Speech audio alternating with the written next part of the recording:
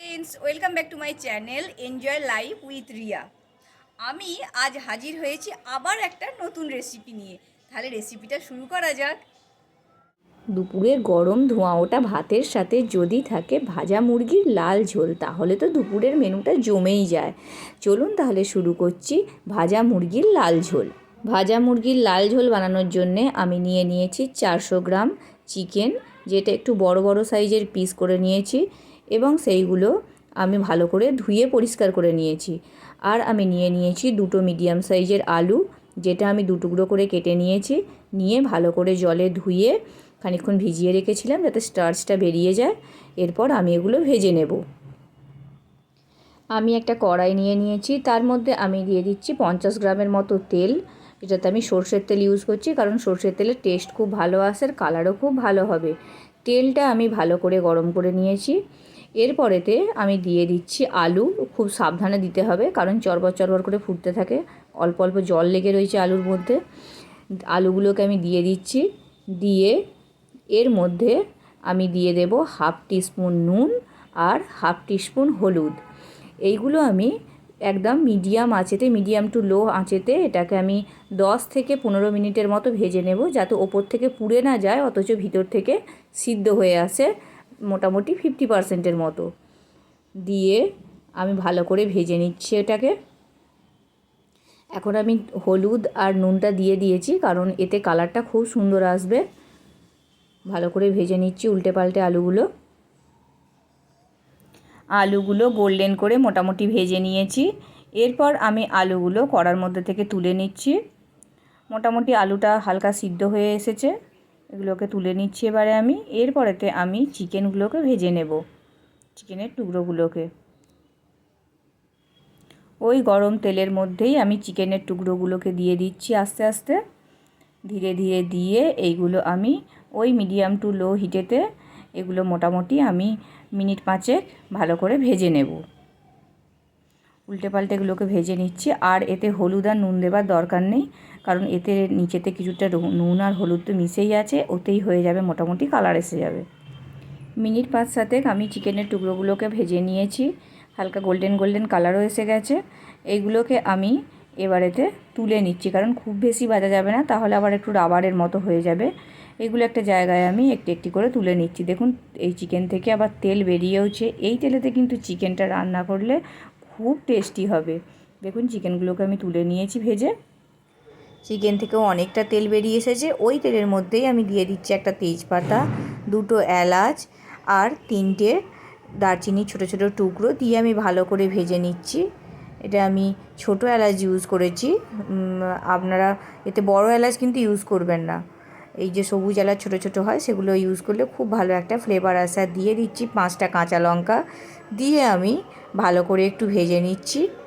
ওই হাফ মিনিটের মতো ভেজে নেবার পর তার মধ্যে আমি দিয়ে দিচ্ছি দুটো মিডিয়াম সাইজের পেঁয়াজ, ছোটো ছোটো করে টুকরো করে নিয়ে এটা আমি দিয়ে দিয়েছি। এই পেঁয়াজ কুচোগুলোকে আমি এবারে মিডিয়াম আঁচেতে ভালো করে ভেজে নেব, যতক্ষণ না পর্যন্ত এটা নরম হয়ে আসছে। যতক্ষণ পেঁয়াজটা ভাজা হচ্ছে ততক্ষণ আমি চিকেনটা ম্যারিনেশন করে নিচ্ছি। তার জন্য দিয়ে দিচ্ছি 1 টিস্পুন জিরে গুঁড়ো, 1 টিস্পুন হলুদ গুঁড়ো, আর 1/4 টিস্পুন আমি দিয়ে দিচ্ছি লঙ্কার গুঁড়ো।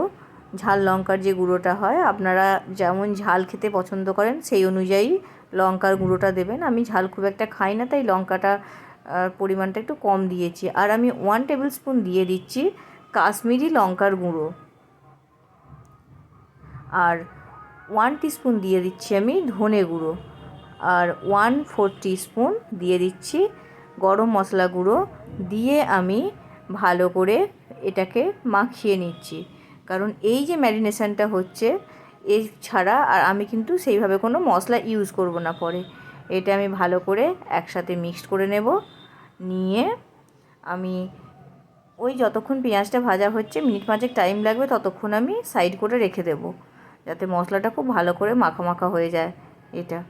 এটা কিন্তু খুব সুন্দর খেতে হয়। দেখুন কালারটা, এখন মশলাটা মাখাতেই কত সুন্দর একটা কালার এসে গেছে।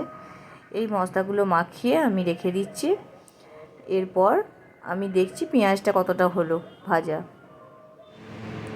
পেঁয়াজটা মোটামুটি হালকা গোল্ডেন হয়ে এসেছে, তেলও ছেড়ে দিয়েছে এ থেকে। এরপর আমি এর মধ্যে দিয়ে দেব 1.5 চামচের মতো রসুন বাটা, যেটা আমি পেস্ট করে রেখেছিলাম। 1.5 চামচ রসুন বাটা আর 1 চামচ দিয়ে দেব আদা বাটা।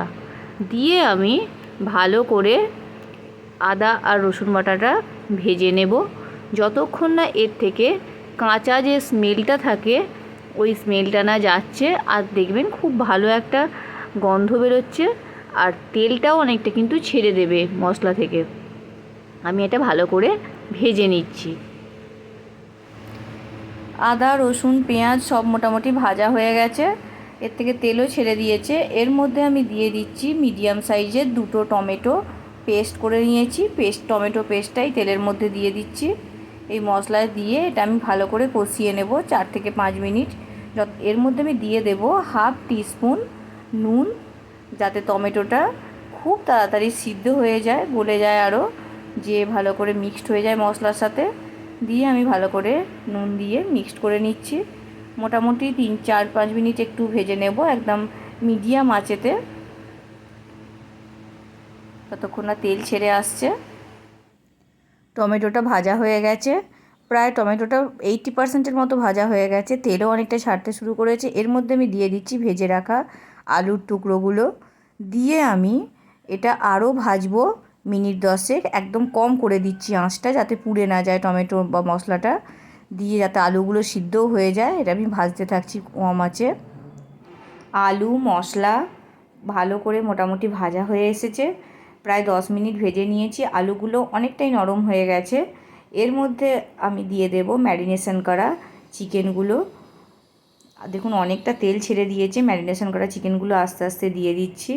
তারপরে ওই যেই জায়গাটার মধ্যে আমি ম্যারিনেশন করে রেখেছিলাম মশলাটা অনেকটা লেগে আছে, তাই অল্প একটু জল দিয়ে ভালো করে ওটা মশলাটা ধুয়ে আমি এর মধ্যেই জলটা দিয়ে দিচ্ছি। দিয়ে আমি আরও মিনিট 10 মশলার সঙ্গে ওই মিডিয়াম আঁচেতে এটা আমি কষতে থাকবো, যাতে টেস্টটা খুব ভালো হবে আর মশলাটাও খুব ভালো করে চিকেনের ভিতর পর্যন্ত ঢুকে যাবে, এবং আলুর মধ্যেতেও যে বাকি মশলাগুলো চিকেনের সঙ্গে ছিল সেগুলো আলুর মধ্যেও মশলার ফ্লেভারটা ঢুকে যাবে। তো আমি 10 মিনিট কষছি মশলাটা। চিকেনটা মোটামুটি ভালোই কষা হয়ে গেছে, মিনিট 10 নিয়ে আমি কষেছি চিকেনটা খুব ভালো করে। অনেকটা জলটাও শুকিয়ে গেছে, যেটা আমি জল দিয়েছিলাম মশলা ধোয়া, আর তেল ছেড়ে এসছে চিকেন থেকে। এরপর আমি দিয়ে দিচ্ছি প্রায় 250 ml মতো জল দিয়ে আমি এটা আঁচটা মিডিয়াম করে দিচ্ছি। দিয়ে ওই 10-15 মিনিট ফুটতে দিচ্ছি, যাতে চিকেনগুলো খুব ভালো করে সিদ্ধ হয়ে যায়, আলুগুলো খুব ভালো করে নরম হয়ে যায়। এটা আমি মিডিয়াম আঁচে বসিয়ে রাখছি আগুনে। মিনিট 15 পর ঝোলটা বেশ ফুটে গেছে, খুব সুন্দর একটা স্মেল বেরোচ্ছে, চিকেন আর আলুর টুকরোগুলো সব সিদ্ধ হয়ে গেছে। এই সময় আমি গ্যাসটা বন্ধ করে দিচ্ছি। আমি কিন্তু গ্রেভিটা এমনই রেখেছি, আপনারা যদি চান গ্রেভিটা আরও গাঢ় করতে বা আরও বেশি পাতলা রাখতে, সেটা আপনারা আপনাদের প্রয়োজন মতো করে নেবেন। আর এর ওপরেতে আমি কিছু ধনেপাতা কুচিয়ে দিয়ে দিচ্ছি, যাতে ফ্লেভারটা খুব ভালো আসে। গ্যাসটা কিন্তু আমি বন্ধ করে দিয়েছি। দিয়ে এবার আমি গরম গরম ভাতের সাথে সার্ভ করব। লাল লাল ভাজা মুরগির ঝোল কিন্তু একদম রেডি। এইটা আমি গরম গরম ভাতের সাথে সার্ভ করছি। এই রেসিপিটা কেমন লাগলো অবশ্যই কিন্তু আমাকে কমেন্ট বক্সে কমেন্ট করে জানাবেন। বাড়িতে কিন্তু অবশ্যই একবার বানিয়ে দেখবেন এই পদ্ধতিতে, খেতে কিন্তু খুব ভালো লাগে। আর চলুন আমি একটু টেস্ট করে আপনাদেরকে বলছি আজ এটা কেমন খেতে হয়েছে। এটা কিন্তু খুব সফট হয়েছে চিকেনের টুকরোগুলো, আর টেস্টটা কিন্তু অপূর্ব। কেমন লাগলো রেসিপিটা অবশ্যই কিন্তু কমেন্ট বক্সে কমেন্ট করে জানাবেন। ভিডিওটা ভালো লেগে থাকলে অবশ্যই কিন্তু একটা লাইক করবেন। শেয়ার আর সাবস্ক্রাইব যারা এখনও করেননি তারা কিন্তু সাবস্ক্রাইব প্লিজ একটু করে দেবেন। পাশে থাকার জন্য অসংখ্য ধন্যবাদ। ভালো থাকবেন, সুস্থ থাকবেন।